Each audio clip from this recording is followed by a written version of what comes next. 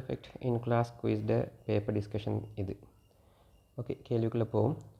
ஒளிமுதலுக்கும் அவதானிக்கும் இடையே சார்பியக்கம் உள்ள போது ஒளிமுதலினால் வெளிவிடப்படும் உண்மை அதிர்வெண் எஃப் நோடின் அவதானிக்கு கேட்கும் அதிர்வெண் மாறலே டொப்ளர் விளைவு எனப்படும். ஓகே, எங்களுக்கு தெரியும் டொப்ளர் விளைவுக்கான டெஃபினிஷன். ஸோ அது அப்படியே தரப்பட்டிருக்குது. தோற்ற அதிர்வெண்ணுக்கான சமன்பாடு பின்வருமாறு. ஓகே, எங்கள் ஒரு ஃபார்முலாவும் எங்களுக்கு இன்ட்ரடியூஸ் பண்ணப்படுது. இது தோற்ற மேட்ரனுக்கான ஃபார்முலா, ரைட்? ஸோ இதுங்க தரப்பட்ட முக்கியமான ஒரு ஃபார்முலா. நமக்கு தெரியும் அடிப்படை கன்செப்ட் இது தான். நாங்கள் இதிலிருந்து தான் 8 கேசஸ் பிரித்து கதைச்சோம் என்று. ரைட், கேள்விக்குள்ளே போவோம். உருவில் காட்டப்பட்டவாறு இரு சர்வ சம A, B ஒளிப்பெருக்கிகளுக்கு நடுவே சிறுவன் ஒருவன் வலம் நோக்கி, கவனம், படத்தில் டிரெக்ஷன் ஓடுறதை வச்சு நாங்கள் பிடிக்கலாம். ஓகே, வலம் நோக்கி சீரான வேகம் u நோடுடன் ஓடுகின்றான். வழியில் ஒளியின் வேகம் c என கொள்க. ரைட், ஸோ தரப்பட்ட டேட்டாஸில் கொஞ்சம் பார்த்துக்கொள்ளணும். ஏ பாட்டுக்கு வாங்க. அதில் ஃபர்ஸ்ட் பார்ட், ஒளிப்பெருக்கி ஏயினால் உருவாக்கப்படும் அலை நீளத்தை c, f0 சார்பில் காண்க. ரைட், இப்போ தெரியும் என்ற ஒரு ஸ்பீக்கர் இருக்குது இந்த இடத்துல. இவர் அலைகளை ப்ரொடியூஸ் பண்ணுறார் f0 என்ற ஃப்ரீக்வன்சியில். இது வழியில் c என்ற ஸ்பீடோடு ட்ராவல் பண்ணுது. உண்மையாக வழி ஓய்வெண்டு கருத போகிறோம். ஸோ ஓய்வுள்ள வழியில் c என்ற வேகத்தோடு இந்த அலை ட்ராவல் பண்ணுது. இப்போ இவரை ப்ரொடியூஸ் பண்ண அலை நீளம் லெம்டா நோடுன்னு வச்சுக்கொள்ளுவோம். கேள்வி என்ன கேட்குறானால் ஒளிப்பெருக்கி ஏயினால் உருவாக்கப்படும் அலை நீளத்தை கேட்குறார். அப்போ என்ன கேட்குறார்? லெம்டா நோடை கேட்குறார். உங்களுக்கு தெரியும் v சமன் f லெம்டா என்ற சமன்பாடு. இதில் v என்பது அங்கே தரப்பட்ட நோட்டேஷன் c. ஸோ எஃப்க்காக என்ன போடணும்? அவரோட ஒரிஜினல் ஃப்ரீக்வன்சி f நோட். லெம்டாக்காக என்ன போடணும்? So lambda naught. எனக்கு கேட்கப்பட்டது லெம்டா நோட். ஆகவே அதை எழுவாயாக்கி தரணும். நிறைய ஸ்டூடெண்ட் செய்கிறது கேர்லெஸில் விட்டுட்டு போகிறது, மார்க்ஸஸ் லெஸ் ஆகும். ஸோ அங்கே லெம்டாக்கான கோவை என்று சொன்னால் லெம்டாவை நம்ம கண்டுபிடிக்க வேணும். ரைட் ரைட் இந்த டிஸ்கஷனில் பேப்பர் இது ஸ்கீம் ஆன்சர் மெத்தடையும் சொல்லித்தாரன். ரைட், அப்போ இங்கே நீங்கள் மொத்தமாகவே கொடுக்க போகிறது ஒரு ஆன்சர் தான், ஒரு மார்க்ஸ் தான். யாசை நேரடியாக இந்த ஆன்சர் எழுதியிருந்தால் ஒரு மார்க்ஸை கொடுங்க. ஸ்டெப்ஸோடு இருக்கிறது எஸ்ஐயை பொறுத்த மட்டுக்கு நல்ல, நேரடியாக எழுதப்படமாக இருந்தால் இஷ்யூ இல்லை, ஒரு மார்க்ஸை கொடுங்க. ஓகே, செகண்ட் பார்ட்டுக்கு வாங்க. இரு ஒளிமுதல்களாலும் சிறுவனுக்கு கிடைக்கும் அலைநீளங்களுக்கு இடையிலான வித்தியாசம். ரைட், அலைநீளங்களுக்கு இடையிலான வித்தியாசம். இப்போ என்னென்றால் திரும்ப இங்கே இன்னொரு ஒளிமுதல் இருக்குது. ஸ்டூடெண்ட்ஸ், இந்த கேள்விகள் வாசிக்கிற நேரம் மிக தெளிவாக விளங்கி வாசிக்கணும். ஏன்னு சொல்லுங்க, இங்கே நான் யூஸ் பண்ணுற வேர்டை பாருங்கள், இரு சர்வசம ஒளிமுதல்கள். அப்போ நான் இதுக்கு திரும்ப நான் கதைச்சிட்டிக்க விரும்பல. இவர்லேருந்து வர அலையினுடைய அலைநீளம் கூட லெம்டா நோட் தான். அப்போ இங்கே செகண்ட் பார்ட் கேட்கப்பட்டது என்னது? ரெண்டிலும் இருந்து வரக்கூடிய அலை நீளங்களுக்கான வித்தியாசம். இரு முதல்காலம் சிறுவனுக்கு கிடைக்கும் அலை நீளங்களுக்கான வித்தியாசம். நான் ஒரு தியரி படிப்பிச்சிருக்கிறேன், சோர்ஸ் என் அவதானி. இந்த ரெண்டு கேஸில் சோர்ஸ் அசையாமல் இருக்க, அப்படின்னா இதோட வேகம் பூஜ்ஜியமாக இருக்க, அவதானி நோக்கி அசைஞ்சாலோ விலத்தி அசைஞ்சாலோ இவர் ப்ரொடியூஸ் பண்ணுற அலை நீளத்தில் என்ன நடக்காது? எந்த சேஞ்சஸும் வரதில்லை. இதுவே மாற்றமாக அவதானி ஓய்வில் இருக்க சோர்ஸ் என்கிறது நோக்கி அசைஞ்சால் அல்லது விலத்தி அசைஞ்சால் அலை நீளம் மாறும். நோக்கி அசைஞ்சால் லெம்டா குறையும், விலத்தி அசைஞ்சால் லெம்டா கூடும். ஸோ இந்த தியரிஸ் எல்லாம் படிச்சிக்கிறோம். அப்போ எங்கே நீங்கள் அந்த ஐடியா கன்செப்டில் விளங்காமல் சும்மா சமன்பாடுகளை டிபெண்ட் ஆகி கேள்வி செய்கிறது நல்ல வழக்கம் இல்லை.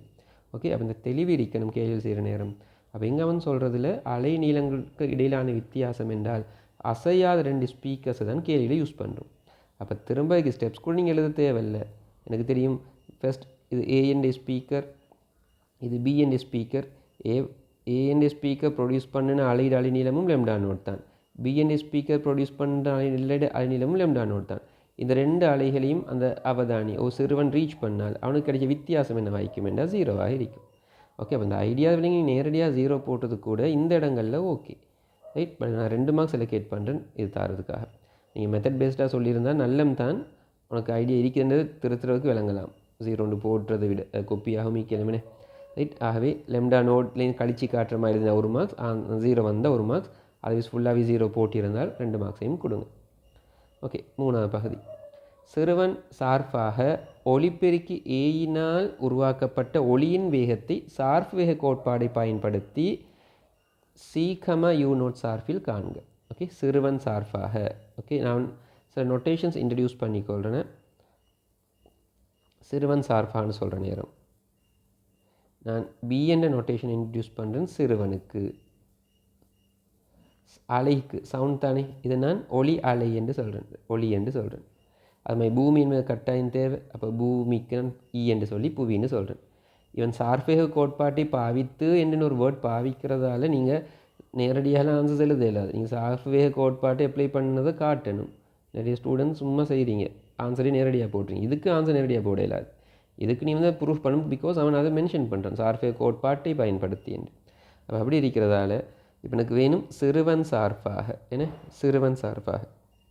அப்போ யாரோட வேகம் பூச்சியமாக கருதணும், சிறுவண்ட வேகத்தை பூச்சியமாக கருதணும். கேள்வியை பாருங்கள், சிறுவன் சார்பாக ஒளிப்பெருக்கியினால் உருவாக்கப்பட்ட ஒளியிட வேகத்தை. அப்போ சிறுவன் சார்பாக ஒளியிட வேகம் எப்படி எழுதுவோம், சிறுவன் சார்பாக சவுண்டோட வேகம். சார்பேக கோட்பாடு என்ன சொல்ல போகிறோம், எஸ்இ என்றும் ப்ளஸ் விஇபி என்றும் சொல்ல போகிறோம்.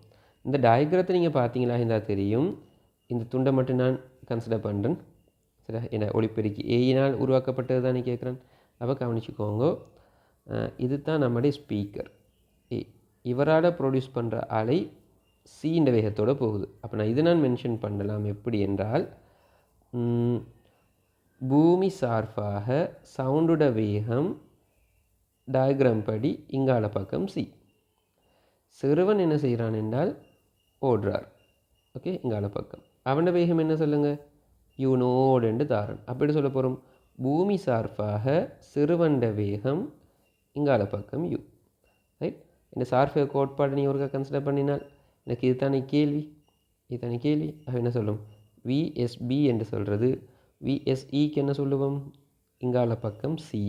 இதை பார்த்துக்கோங்க, இபி நம்ம எடுத்துக்கிது பிஇ. அப்போ என்ன செய்யும், இந்த ப்ளஸ் அப்படி வரும், இது திசை மாறி யூனோடு வருமே, யூனோட். ஆகவே எல்லாத்தையும் ஒரே திசைக்கு அரேஞ்ச் பண்ணினால் இது காவி விதிகள் தெரியும் உனக்கு. நோய் மாற்றி விட்டால் எனக்கு என்ன வரும், சி மைனஸ் யூனோடு என்ற மாதிரி எனக்கு வரும். ஸோ இதுதான் இதற்கான ஆன்சர். ரைட். இதுக்கு மார்க்ஸ் எலோகேஷனுங்கிறது 2 மார்க்ஸ் கொடுக்க போகிறோம். இந்த சார்பேக கோட்பாடு படி இது சரியாக அப்ளை பண்ணுறதுக்கும் ஆன்சருக்கும் உண்டு. ரைட், அவ்வளோதான். சின்ன சின்ன கன்செப்டுகள், ரொம்ப தலையை போட்டு குழப்ப தேவையில்லை. படித்ததுக்குள்ளேயே நம்ம ட்ரை பண்ணோம் என்றாலே ஆன்சர் எடுக்கலாம். ஓகே, 4th பார்ட்டுக்கு வாங்க. மேலே தரப்பட்ட சமன்பாட்டை உபயோகித்து, நீங்கள் எது சொல்ல வரார், மேலே தரப்பட்ட சமன்பாடு இதெல்லாம் விளங்கணும். சிலாக்கு நேரடி ஆன்சர் போடுறீங்க. இந்த ஃபார்மியூலா மேலே தரப்பட்ட சமன்பாட்டை உபயோகித்து சிறுவனுக்கு ஒளிப்பெருக்கி ஏயினால் உருவாக்கப்பட்ட ஒளி அலையின் தோற்ற மோடன் எஃப் பிரைமை தரப்பட்ட கணியங்கள் சார்பாக பெறுக. அப்போ இங்கே பார்த்துக்கோங்க, தோற்ற இது பார்த்துக்கோ சமன்பாடு. தோற்ற அதிர்வெண்ணுங்கிறது அவதானி சார்பாக ஒளியிட வேகம். இப்போ நீங்கள் இந்த பாட்டில் லாஸ்ட்டாக செஞ்ச பாட்டில் என்ன கண்டிக்கிறீங்க, சிறுவன் சார்பாக வேகம், அப்போ அவதானி சார்பாக வேகம். அப்போ தோற்ற அதிர்வெண் அவன் தந்தபடி இதைத்தான் நீங்கள் அப்ளை பண்ண போகிறீங்க, அவதானி சார்பான வேகம். சரி, தென் பார்த்துக்கோ கீழே வாரது அவதானி வந்தடையும் ஒளியின் அலை நீளம். ஃபர்ஸ்ட் பார்ட் என்ன செய்கிறீங்க, ஏயினால் உருவாக்கப்பட்ட அலை நீளம். ஏயால் ப்ரொடியூஸ் பண்ணப்பட்ட அலை தான் இந்த அவதானியை வந்து ரீச் பண்ணுது. ஏன்னா அப்படின்னா அலை நீளம் அதே லெம்டா நோட் தான். அப்போ இந்த ஃபர்ஸ்ட் பார்ட்டுக்கு நீங்கள் எப்படி பண்ண வேண்டிய இவர் தான். ஸோ தரப்பட்ட கணியங்கள் சார்பான்னு சொல்ல நேரம் லெம்டா நோட் நம்ம கொண்டு வந்தது. அப்போ C minus u naught by நீங்கள் லெம்டா நோடுக்காக எதை சப்ஸ்டியூட் பண்ணணும், இதை பாருங்க, சிஇன்கிள் எஃப் நோடை அப்ளை பண்ணும். அவன் கேட்குற எஃப் ப்ரைம் என்பது சி மைனஸ் யூ நோடின் கீழ்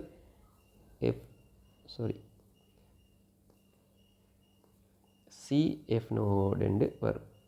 இதே நோட்டேஷன்ஸ் தான் பாவிக்கணும், வேறு நோட்டேஷன்ஸ் பாவிக்க இயலாது. இதுக்கான மார்க்ஸ் அலோகேஷன் மொத்தமாக 3 மார்க்ஸ். ஒன்று இந்த மேலே உள்ள இதை அப்ளை பண்ணுறதுக்கு, ஒன்று லெம்டா நோடு அப்ளை பண்ணுறதுக்கு, ஒன்று ஃபைனல் ஆன்சருக்கு ஒன்று. மொத்தமாக 3 மார்க்ஸ். நேரடியாக ஆன்சர் எழுதியிருந்தால் சம்டைம் ஸ்கீமில் மார்க்ஸே தர மாட்டான். நான் சமன்பாடு நீங்கள் அப்ளை பண்ணதை காட்டிக்கணும். ஓகே, நான் சிலருக்கு இறக்கப்பட்ட மார்க்ஸ் தந்தேன். பட் மற்றபடி ஃபைனலாக சம்டைம் தராமலும் போகலாம். ரைட், அடுத்த பார்ட்.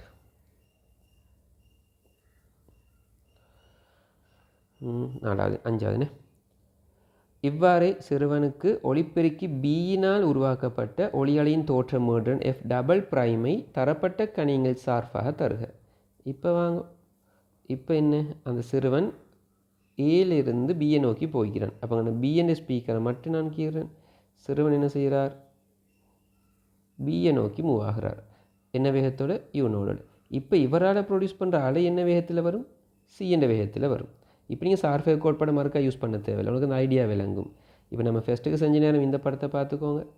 இப்போ அலை போகிற திசை, அவதானி போகிற திசை ஒரே திசை. அப்போ சார்ஃபேகப்படி சிறுவன் சார்பாக பார்த்தீங்கன்னா சார்ஃபேகம் தனித்தனி வேகங்கள் கழிக்கப்படும். ஸோ எனக்கு வந்த வேகத்தை பார்த்துக்கோ. இந்த கேள்விக்கு வந்தீங்கன்னா ஒன்று ஆப்போசிட் டிரெக்ஷன். இவர் இங்கிட்டு வாரார், இவர் இங்கிட்டு வாரார். அப்போ இங்கே உண்மையாக இந்த இடத்துல இந்த சிச்சுவேஷனில் சிறுவன் சார்பாக யாரோட வேகம்? சவுண்டோட வேகம் என்னவாக இருக்கும்? ஆப்போசிட் டிரெக்ஷன் என்றால் கூட்டுப்படணும். தட் இஸ் சி ப்ளஸ் யூனோடாக இருக்கும். ரைட், இது வாய்க்கும். இப்போ எஃப் டபுள் ப்ரைமுக்கும் நீங்கள் அதே ஃபார்முலா தான் பாவிக்க போகிறீங்க. தெளிவாக இருக்கணும். அந்த சவுண்ட்பாடு என்ன சொல்லுது? அவதானி சார்பாக ஒளியிட வேகம். இப்போ கண்டு வச்சுக்கிறோம் என்னது? சி ப்ளஸ் யூனோடெண்டு அவர். அவதானி வந்தடையும் ஒளியிட அலைநீளம். இப்போ தெரியும் முதல் அசையல்ல. அப்போ முதல் அசையாட்டி அவன் நோக்கி போனால் கூட அவனுக்கு அதே ஒரிஜினல் லெம்டா நோட் தான் கிடைக்கும். அப்போ எனக்கு இது சி ப்ளஸ் யூ நோட், அதன் கீழ் லெம்டாக்கு நோடுக்கு ப்ரூஃப் பண்ணி வச்சுக்கிறோம். சியின் கீழ் எஃப் நோட் மேலே வரும். சரி, ஸோ இதுதான் ஃபார்முலா. இதுக்கு 2 மார்க்ஸ். என்ன ஆல்ரெடி செஞ்சது தானே இந்த ஐடியா. ஸோ இதுக்கு 1 மார்க்ஸும் ஆன்சருக்கு 1 மார்க்ஸும். Okay, that's it. 6வது பாட்டுக்கு வாங்க. அடிப்பு மேட்ரன் என்பதால் நீர் கருதுவது யாது? நிறைய ஸ்டூடெண்ட்ஸ்ட படிப்புட முறை, படிக்கிற முறைகள் இந்த மாதிரி இடங்களில் விளங்கும். ஒரு கன்செப்டை விளங்கியிருந்தால் நம்மளோட ஓன் வேர்ட்ஸ்லேயே எழுதலாம். ரைட், சிலாக்கள் பாடமாக்குறது, ஈவன் இந்த மாதிரி பகுதியில் பாடமாக்கி எழுதுனாலும் உனக்கு ஃபுல் மார்க்ஸ் கிடைக்கும். ஸோ பாடமாக்கி கூட எழுதியிருக்கலாம். சிலாக்கள் விளங்குறீங்களா இல்லையானும் தெரியல, சம்மந்தம் இல்லாத ஆன்சர்ஸ் எல்லாம் எழுதுகிற கவலைக்கிடமான ஆன்சர்ஸ் எல்லாம் இருக்குது. ஓகே, அப்போ நீங்கள் படிக்கிறது இல்லை என்பது தெளிவாக சொல்லப்படுற மாதிரி தான் நிற்கிது. ரைட், இவன் கேட்குறது அடிப்பு என்றால் என்ன? ஓகே, பீட்ஸ் அடிப்பு. இவங்க தெரியும் அலைகளோட மேற்பொருந்தை இல்லை நம்ம கதைக்கிற விஷயம். ஸோ நாங்கள் தெளிவாக டீட்டெயிலாக சொல்லலை, நான் இதை மட்டும் சொல்கிறேன்.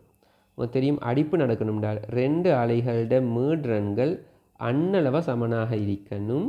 எக்ஸாக்டாக சமனாகவே இருக்கக்கூடாது, இருந்துடவே கூடாது. ஸோ அன்னளவாக சமனாக இருக்கணும். வீச்சங்கள் என்பது சமனாக இருக்கணும், கட்டாயம் சமனாக இருக்கணும். அப்படியான 2 அலைகள் ஒன்றுக்கு மேலே ஒன்று மேற்பொருந்துகிற நேரம் உருவாகிற நிலை தான் நமக்கு அடிப்பாக இருக்கும். சரி, அப்போ நீங்கள் எப்படி எழுத போகிறீங்க? அன்னளவில் சமனான மேடனுடைய 2 அலைகள் ஒரே வீச்சம் உடையதாக இருத்தல் வேண்டும். நான் ஃபுல்லாக ப்ராப்பராக சொல்லனால் பார்த்துக்கோ. 2 அலைகள் சம வீச்சத்தையும் அன்னளவாக சமனான மேடனையும் கொண்டிருக்கும் போது அவை மேற்பொருந்தை அடைகையில் உருவாகும் விளையுள் அலையின் ஓர் ஏற்ற இறக்கம். அட்லீஸ்ட் உலோ சொல்லி போட்டு நீங்கள் கடைசியாக உருவாகும் தோற்றப்பாடுன்னு சொன்னாலும் போதும். நான் சொல்ல விளங்குதா? திரும்ப எப்படி? 2 அலைகள் சம வீச்சத்தையும் அன்னளவில் சமனான மேடனையும் கொண்டுள்ள போது அவை மேற்பொருந்தை அடைகையில் உருவாகும் தோற்றப்பாடு அப்படின்னு சொன்னால் கூட போதும். ஓகே, அப்போ அடிப்பு மேடன்ங்கிறது சொல்கிற நேரம் நீ 3 விஷயத்தை மென்ஷன் பண்ணும். மேடன் அன்னளவாக சமனாக இருக்கணும், வீச்சம் சமனாக இருக்கணும், அலை மேற்பொருந்துகை அடையணும். இந்த விஷயங்களை சொல்லி போட்டு தான் நீங்கள் இந்த பாதிக்கு ஆன்சர் எழுதணும். அட்லீஸ்ட் அந்த டெஃபினிஷனை பார்த்து நீ அடித்தாலும் மீன்ஸ் பாடமாக்கி எழுதினாலும் ஓகே தான், மார்க்ஸ் கிடைக்கக்கூடிய பகுதி. பயாலஜியில் எவ்வளோ பாடமாக்குறோமே. ரைட், அதுக்கு வந்து டோட்டலாக 2 மார்க்ஸ் எலோகேஷன். சரியான டெஃபினிஷன் இருந்தால் 2 மார்க்ஸ் கிடைக்கும், இல்லாட்டி 0 மார்க்ஸ். 1 மார்க்ஸ் எல்லாம் இல்லை, சரிண்டா 2, அதுவே 0. ஓகே, நெக்ஸ்ட் 7வது பகுதி. சிறுவனால் உணரப்படும் அடிப்பு அதிர்வெண்ணை மேற்கூறிய கணியங்கள் சார்பாக காண்க. இப்போ கவனிச்சுக்கோ, சிறுவன் போகிறான், ஓடி போகிறான். ரைட், ஓகே, இப்படி அவர் போகிற நேரம் இங்கால பக்கம் இருந்து அவனை எஃப் ப்ரைமண்ட் அலை வந்து சேருது, இங்கால பக்கம் அவனை எஃப் டபுள் ப்ரைமண்ட் அலை வந்து சேருது. தெரியும், இந்த ஒளிப்பெருக்கிலிருந்து வார அலை இந்த திசை என்றும் இந்த ஒளிப்பெருக்கிலிருந்து வார அலை இந்த திசை என்றும் தெரியும். அப்போ இங்கே உங்களுக்கு கெஸ் பண்ணிலும் முதல்ல நோக்கிறதால எஃப் டபுள் ப்ரைமுங்கிறது எஃப் ப்ரைமை விட பெருசாக இருக்கும் என்று உனக்கு தெரியும். சரி, அவன் அடிப்பு மேட்ரன் எங்கே இவருக்கு 2 ஃப்ரீக்வன்சி வருதே, அந்த மேட்ரன் வித்தியாசம்தான் உங்களுக்கு அடிப்பு மேட்ரன் என்று தெரியும். சரி, உங்களுக்கு எஃப் டபுள் ப்ரைமோட ஃபார்முலா ஆல்ரெடி தெரியும். என்ன ஃபார்முலா நான் பார்த்துக்கோங்க, C plus u node in curl c times f node. f prime தெரியும், that is c minus u node in curl c times f node என்று தெரியும். இப்போ யாரை பொதுவாக எடுக்கலாம்? ரெண்டுலேயும் f node in curl c பொதுவாக எடுக்கலாம். c plus u node minus c, இது plus bracket நீக்கிற நேரம் plus ஆகிரும், இதுவாகும். c கேன்சல் ஆகினால் ஃபைனலாக எனக்கு u node plus u node, ரெண்டு முறை u node மேலே f node கீழே c என்று வரும். ஸோ இதுதான் அடிப்பு மேர்டன். இது ஒரு சின்ன ஒரு விஷயம், ரைட். இதுக்கு மொத்தமாக 3 மார்க்ஸ் கொடுக்கப்படுது எலக்ட்ரீஷியன்ஸில், ரைட். முதலாவது இந்த சமன்பாடு எழுதுறதுக்கு உண்டு, ரெண்டாவது பிரதிட்டுக்கு உண்டு, ஃபுல் பிரதியிடம் என் ஃபைனல் ஆன்சருக்கு உண்டு 3 மார்க்ஸ், ரைட். 7வது பகுதி, ஸோ 8வது பகுதி. ஒளிப்பெருக்கி ஒன்றின் அதிர்வெண் 286 ஹெர்ட்ஸ். அப்படின்னா இது எஃப் நோடு, என்ன எஃப் நோடு 286 ஹெர்ட்ஸ். வழியில் ஒளியின் கதி, அப்போ இது வந்து C value 343 metre per second ஆகவும் உள்ள போது சிறுவன் 2 செகண்ட்கள், இது நிறைய பேர் கண்ணுக்கு படுறல்ல, 2 செகண்ட்களில் 20 அடிப்புகளை செவிமடுப்பானாயின் சிறுவனின் வேகத்தை காண்க. அப்படின்னா யூ நோட காண்க. அப்போ உனக்கு எஃப் நோட் தந்துட்டான், சி தந்துட்டான், அடிப்பு எஃப்பி தந்துட்டான். இப்போ யூ நோட காணணும். உங்கள் தெரியும் அடிப்பு மோடு என்று சொல்ல வர்றது யார்? ஒரு செகண்டில் கேட்கப்படுற அலைகளுடைய வித்தியாசம், என்ன? அப்போ எங்கன்னு 7வது பார்ட் எஃப்பி என்பது 2 யூ நோட் எஃப் நோடின் கேர்ள் சியில் 2 செகண்டுக்கு தான் 20 அடிப்பு, சரி, 20 ஹெர்ட்ஸ். அப்படின்னால் ஒரு செகண்டுக்கு எத்தனை இருக்கணும்? 10 என்று வரணும் எஃப்பிக்கு. நிறைய பேருக்கு கண்ணுக்கு விளங்குற இல்லை, சும்மா சமன்பாடில் பிரதிட்டு போகிறது. யூ நோடுங்கிறது காண வேண்டியது. எஃப் நோடு எத்தனை தந்திருக்கிறார்? 286 ஹெர்ட்ஸ். சி என்பது 343 ஹெர்ட்ஸ். நீங்கள் சுருக்கி பாருங்கள், யூ நோடுக்கு பெருமானம் 5.99 மாதிரி வரும். ஸோ அன்னளவாக 6 மீட்டர் பர் செகண்ட் என்ற மாதிரி கொடுக்கலாம், ரைட். இதுக்கு 2 மார்க்ஸ். வேல்யூஸை சரியாக பிரதிடுறதுக்கு இல்லை கட்டாயம் இது 10 போட்டிக்கணும் என் ஃபைனல் ஆன்சருக்கு, சரி, 2 மார்க்ஸ். Okay, next. ஓகே, 8வது கடைசி 8வது 8வது செஞ்சும் கடைசி 9வது. சிறுவன் எக்ஸிலிருந்து வைக்கு அதே வேகத்துடன் செல்லும் போது, அப்படி படத்துக்கு வாங்க, எக்ஸ் என்பது இந்த இருக்குது, y எந்த இருக்குது, X to Y, A to B அல்ல, எக்ஸில் இருந்து y வரைக்கும் போகணும், எக்ஸில் இருந்து y வரைக்கும் போகணும். அந்த கேப்பில் அதே வேகத்துடன் செல்லும் போது தூரத்துடன் அடிப்பு அதிர்வெண் மாறலுக்கான வரைவை வரைந்து காட்டுக, ரைட், வரைந்து காட்டுக. 7 சரி, 7 8 ரைட். 9வது பகுதிக்கு வாங்க. இப்போ என்னென்றால் இந்த அரிக்குது சோர்ஸ் ஏ, இந்த அரிக்குது சோர்ஸ் பி, இந்த அரிக்குது ஒய், இந்த அரிக்குது எக்ஸ். இப்போ நான் சும்மா மார்க் பண்ணுன்னு பார்த்துக்கோ. சிறுவன் இங்கன்னு நிற்கிற நேரம் இந்த சோர்ஸால் இவனுக்கு வர அலையும் இந்த சோர்ஸால் இங்கே வர அலையும் பார்த்துக்கோங்க. அதாவது அவதானி எக்ஸ்லேருந்து ஏ வரைக்கும் அசையும் போது, நல்லா கவனிச்சுக்கோ, எக்ஸில் இருந்து ஏ வரைக்கும் அசையும் போது அவதானி ஏ பி என 2 சோர்ஸையும் நோக்கி அசைகிறார், 2ஐயும் நோக்கி அசைகிறார்.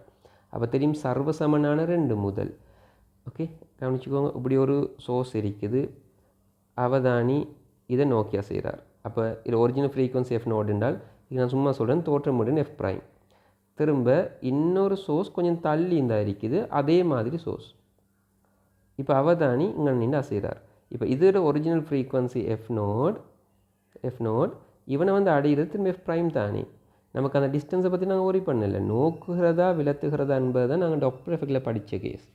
சரி, நீ சவுண்டோட அளவுகள் இன்டென்சிட்டி என்பது நாங்கள் வேறையாக ஒளிச்செடி உண்டு கதைச்சோம். அப்போ சோர்ஸுங்கிறது எந்த டிஸ்டன்ஸில் அவதானி இருக்குது நமக்கு அது தேவையில்லை. அவதானி சோர்ஸை நோக்குறாரா விலத்துறாரா, அது மாதிரி இன்னொரு கேஸ் தான். அவதானியை சோர்ஸ் நோக்குதா விலத்துதான். இந்த கேள்வி ஃபுல்லாகவே நிலையான சோர்ஸை பற்றினது. அப்படின்னா அது மட்டும் கதைக்கிறேன். அப்போ அவதானி எக்ஸ் டு ஏ இந்த கெப்புக்குள்ளே அசைகிற நேரம் ரெண்டு சோர்ஸையும் அவர் நோக்குறார். அப்போ நோக்குறார் என்றால் ஏ என்ற சோர்ஸால் அவனுக்கு கிடைக்கிற அதே ஃப்ரீக்குவன்சி தான் தோற்றமீட்டர் தான் பி என்ற சோர்ஸாலையும் கிடைச்சிருக்கும். அடிப்பு மடிப்பு என்னவாக இருக்கும்? ரெண்டு சோர்ஸும் ஒரே அலைகளை கொடுக்கறதால ஒரே மீட்டர்னு கொடுக்கறதால அவனுக்கு அடிப்பு மீடன் 0 இருக்கும். எங்கே? ஏ எக்ஸ் டு ஏ. இதே விஷயம் நான் இந்த இடத்துல கதைச்சின் என்றால் பி டு வைக்குள்ளே அசைகிற நேரம் என்ன நடக்கும் சொல்லுங்கள்? இவர் ஏண்ட சோர்ஸை விளத்தி போகிறார், அதே மாதிரி பீண்ட சோர்ஸையும் விளத்தி போகிறார். அப்போ திரும்ப இதே டிஸ்கஷன் தான் திரும்ப தெளிவாக சொல்லணுமா? ஓகே, எங்கே இந்த ஒரு சோர்ஸ் இருக்குது, அவதானி விளத்தி போகிறார். சரி, இது உண்மையாக எஃப் நோடாலேயே ப்ரொடியூஸ் பண்ணுது. இவருக்கு வர எஃப் ப்ரைம்னு வச்சுக்கோங்க. திரும்ப கொஞ்சம் தள்ளி அடிக்கிட்டேன்னு ஏண்ட சோர்ஸ் மாதிரி இது கதைக்கணும். இப்போ சொல்ல போகிறது பீண்ட சோர்ஸ். இங்கே நிற்கிற நேரம் இப்போ அவதானி இது மார்க்கா விளத்தி போகிறார். இது ஒரிஜினல் ஃப்ரீக்வன்சி எஃப் நோட். இப்போ அவர் கேட்கும் திரும்ப எஃப் ப்ரைம் தானே.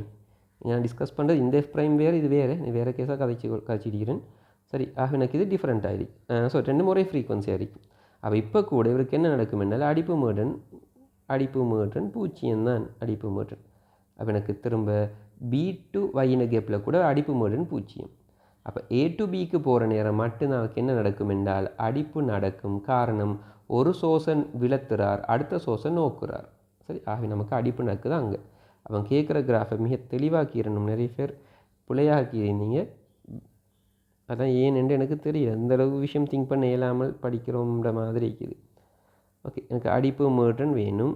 அழகு சொன்ன ஹெர்ட்ஸ் தூரத்தோடு. ரைட், இந்த பாயிண்ட்டை நான் இந்த பாயிண்ட்டை ஏன்னு வச்சு எக்ஸ்ன்னு இந்த பாயிண்ட்டை எக்ஸ்ன்னு வச்சுக்கோங்க. இந்த பாயிண்ட்டை ஏன்னு வச்சுக்கோங்க. இந்த பாயிண்ட் பி, இந்த பாயிண்ட் ஒய். அப்போ தெரியும் 0 டு ஏ வரைக்கும் அடிப்பு மீட்டன் 0, பி டு ஒய் வரைக்கும் 0. அப்போ அவருக்கு நடக்கிறது எங்கன்னா ஏயிலிருந்து பி வரைக்கும் மட்டுமே அடிப்பு நடக்கும். அது எத்தனை 10 ஹெர்ட்ஸ் அடிப்பு மீட்டன். எங்கன்னா கண்டோம் 2 செகண்டுக்கு 20, ஸோ 1 செகண்டுக்கு 10 கண்டது அதுதான். Right, okay. அப்போ கிராஃப் அதுதான். ஸோ மொத்தமாக அந்த கிராஃபுக்கு 3 மார்க்ஸ் கொடுத்துப்படுது. 3 இல்லை 4 மார்க்ஸ் கொடுத்துப்படுது. இதெல்லாம் இந்த பகுதிக்கு ஈரத்துக்கு 1, இந்த பகுதிக்கு ஈரத்துக்கு 1, இந்த பகுதிக்கு ஈரத்துக்கு 1. அச்சுக்கள் சரியாக வையச்சில் அடிப்பு மீட்டனையும் எக்ஸ்அச்சில் தூரத்தையும் மார்க் பண்ணியிருந்தால் 1. அச்சுகள் குறிக்க 1, மற்ற கிராஃபில் 3 பகுதிகளுக்கு 1 உண்டு. மொத்தம் 4 மார்க்ஸ். ரைட், அப்படியே பி பகுதிக்கு வாங்க. தற்போது காற்றானது ஏயிலிருந்து பியை நோக்கி சீரான வேகம் வியுடன் வீசுமாயின் ஃபர்ஸ்ட் சிறுவனை வந்தடையும் ஒளிப்பெருக்கி ஏயினால் உருவாக்கப்பட்ட ஒளியின் அலை நீளம் யாது? உனக்கு தெரியும், வழியில் ஒளியிட கதியை தீர்மானிக்கிற காரணிகளில் காற்று வீசும் திசையும் ஒன்று தான். ரைட், இப்போ ஒரு ஸ்பீக்கர் இருக்குது, ஏன்ற ஸ்பீக்கர். நம்ம இது வரைக்கும் கேள்வி செஞ்சது ஓயிலில் வழியை பற்றி. இப்போ காற்று இங்கால பக்கம் வி என்ற வேகத்தில் வீசுது. இவர்லேருந்து ப்ரொடியூஸ் ஆகிற அலை சி என்ற வேகத்தில் போகுது. Original frequency f naught. இங்கே சிறுவன் நிற்கிறான் என்றால் போகிறான் என்றால் அது இஷ்யூ இல்லை. இவரை வந்து ரீச் பண்ணுற புதிய அலை நீளம் லெம்டா நிவ் என்று வச்சுக்கொள்வோம். இது என்னென்னு கேட்குறான். இப்போ உங்களுக்கு தெரியும், காற்று நிலையாக இருந்தால் நம்ம தோற்ற அலை நீளத்தை கண்டம் சியின் கீழ் எஃப் நோடு என்று. சரி, இப்போ தெரியும் காற்று இங்கால போகுது, காற்று அதே இந்த திசையில் போகுது, அலை வலம் நோக்கி போகுது, அதே திசையில் போகுது. அப்போ எனக்கு இந்த இடத்துல சி என்று சொல்ல வாரு. இப்போ என்னவாக மாறும் என்றால் இது புதிய அலை நீளமாக மாறும், லெம்டா நிவ். அப்போ இது சி ப்ளஸ் வியாக மாறும். இப்போ யோசிப்பாரு, நீ காற்று வீசுறதுன்னு சொன்னால் அலையிட ஸ்பீட் இப்போ என்ன செய்யும்? அந்த திசையில் கூடும் தானே. அலையோட ஸ்பீட் இப்போ கூடும் தானே. சரி, அலை ஸ்பீட் கூடும் என்றால் என்ன அர்த்தம்? ஓய்வுள்ள காற்றுல ஒரு செகண்டுக்கு அலை போன தூரம் சி என்றால் காற்று அந்த பக்கம் வி வேகத்தில் வீசினால் அதோட வி என்ற டிஸ்டன்ஸ் எக்ஸ்ட்ரா போகும் தானே. ஆகவே இதுதான் அலை நீளம். நேரடியாக எழுதலாம்.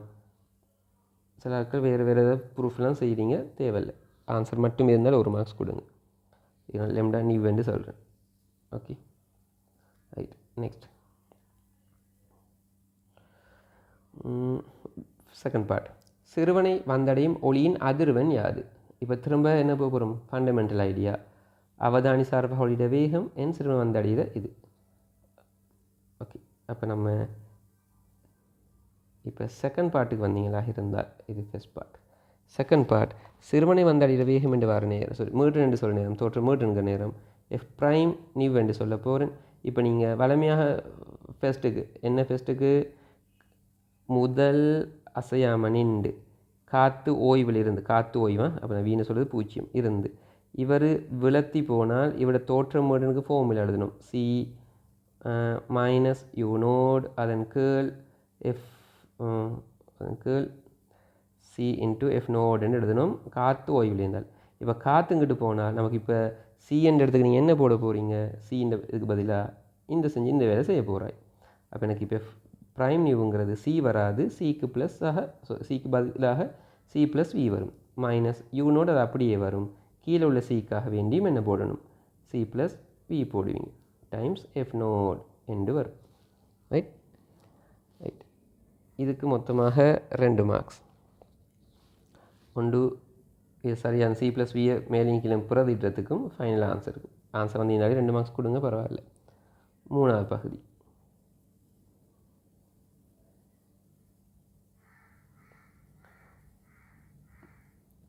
பியினால் உருவாக்கப்பட்ட ஒளி அலை சிறுவனை வந்தடையும் அதிர்வெண்ணை உய்த்தறிக.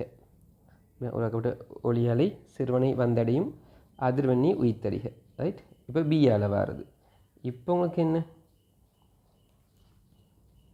இந்த இருக்குது சிறுவன் இங்கால போகிறார் பி என்ற சோர்ஸ் இந்த இருக்குது காற்று இங்கால பக்கம் வீசுது இவர்லேருந்து வர அலையிட வேகம் சி இங்கால இருக்குது. ஸோ இது பியாக இருக்குது. அப்போ இவனுக்கு வந்து அடையிற அலையிட வேகம் என்னவாக இருக்கும் சரி இதுக்கு நான் F prime already F prime ஏன்னு வச்சுக்கொள்கிறேன் இதுக்கு எஃப் ப்ரைம் பின்னு வச்சுக்கொள்கிறேன். அப்போ திரும்ப எனக்கு சரிங்க நியூவே எஃப் ப்ரைம் நியூ ஏக்கு செஞ்சிருக்கிறேன் எஃப் ப்ரைம் நியூ பிக்கு செய்கிறேன். இது சி இந்த ப்ளஸ் வின்ற பதில் என்ன போட போகிறேன் இந்த சிச்சுவேஷனில் காற்றும் முதலும் ஒரே காற்றும் அலையும் ஒரே திசை. இப்போ செய்கிறதுல காற்றுற வேகம் வேறு முதல்ட வேகம் ஆப்போசிட்டாக இருக்குது. அப்போ இது சி மைனஸ் வி என்று வரும். இது இப்போ நோக்கியா செய்கிறார் அப்போ இது ப்ளஸ் யூ நோடாக போகும். இப்போ இது திரும்ப சி மைனஸ் வியாக வரும் இன்ட்டு எஃப் நோடாக இருக்கும். ரைட் இதை நேரடியாக போடலாம். ரைட் இதுக்கு ஒரே ஒரு மார்க்ஸ் நேரடியாக எழுதியிருந்தாலே சரி. ஓகே ரைட் சி பாட்டுக்கு வாங்க. ஒளிப்பெருக்கிகளுக்கு இடையிலான தூரம் 40 மீட்டர் ஆக உள்ள போது அவற்றின் மத்தியில் இது நிறைய கண்ணுக்கு விலங்கல்ல அவற்றின் மத்தியில் சிறுவன் நிற்கின்றான். ஒளிப்பெருக்கியின் ஒன்றின் வலு 7.2 இது 7.2 வெட் ஆகும்.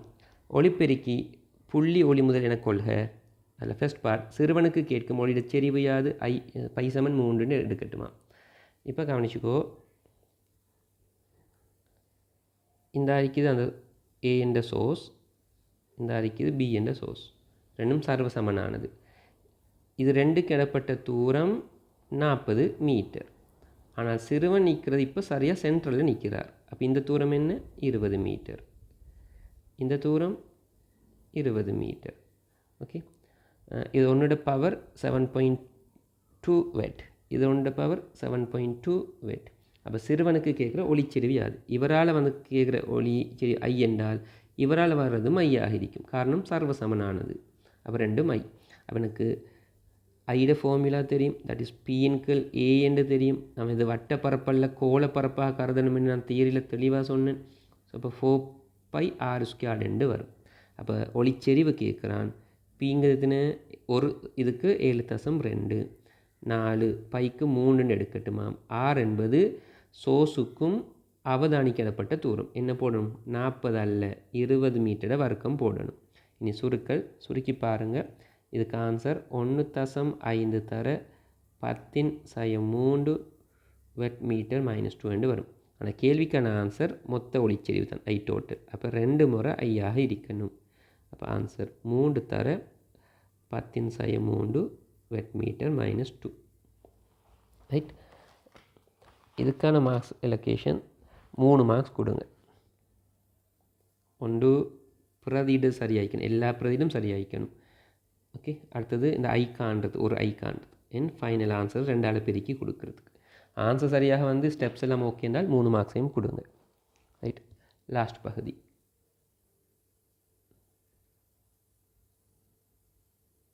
பாருங்கள். செகண்ட் பார்ட் அவனுக்கு கேட்கும் ஒளியின் செறிவு மட்டம் யாது? ஓகே, log 3க்கு 0.477ன்னு தார ஒளிச்செறிவு மட்டம் கேட்குறான். இப்போ ஒளிச்செறிவு மட்டம்ங்கிற நேரம் தெரியும் ஃபார்முலா என்ன ஃபார்முலா? டெல்டா பீட்டா எழுதுறீங்க. டெல்டா பீட்டா இல்லை, பீட்டா மட்டும்தான். log 10 தெரியும் ஐயின் கீழ் ஜென்ரல் ஃபார்முலா, ஐயின் கீழ் ஐ நோட், இது ஜென்ரல் ஃபார்முலா. பீட்டா தான் கேள்வி. இந்த இடத்துல 10 வரும். log அடி 10, இந்த ஐக்கு நீங்கள் போட வேண்டியது மொத்த ஐ அப்படின்னால் 3 தர 10^3. ஐ நோட் என்பது ஆல்வேஸ் 10^12 சுகதேகிக்கு. ரைட். அப்போ இது நிறைய பேர் எல்லாம் ஓகே, சுருக்கல் தெரியாமல் கஷ்டப்படுறீங்க லொக்கில். எல்லா சயின்ஸ் ஸ்டூடெண்ட்ஸ்ட்டு நிலையின்று கவலைப்படணும். ஓகே, log 10 இதெல்லாம் எழுதலாம் எப்படின்னால் பார்த்துவோம். 3 தர 10^9 எழுதலாம். இது 10, அதை வெளியே வச்சுக்கொள்கிறேன்.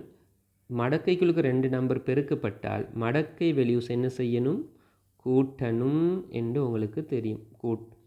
மடக்கை வேல்யூ கூட்டுப்படணும் என்று தெரியும். 10/9. அப்போ இது இந்த இடத்துல 10, இதுக்கான வெளியே தந்தியன் 0.477 இதை வெளியே தூக்கி போட்டால் 9 வரும். அப்போ வெளியே 10, உள்ளுக்கு 9.477 வரும். ஸோ ஆகவே ஆன்சர் 94.77 டெசிபலாக இருக்கும். Okay, right. இதுக்கு மொத்தமாக 2 மார்க்ஸ். ஒன்று பிரதிட்டு, அடுத்தது ஆன்சர். சரி, பிரதிட்டு சரி, சுருக்க ஸ்டெப்ஸ் எல்லாம் பார்க்குறது இல்லை, ஆன்சர் சரின்னா ஓகே.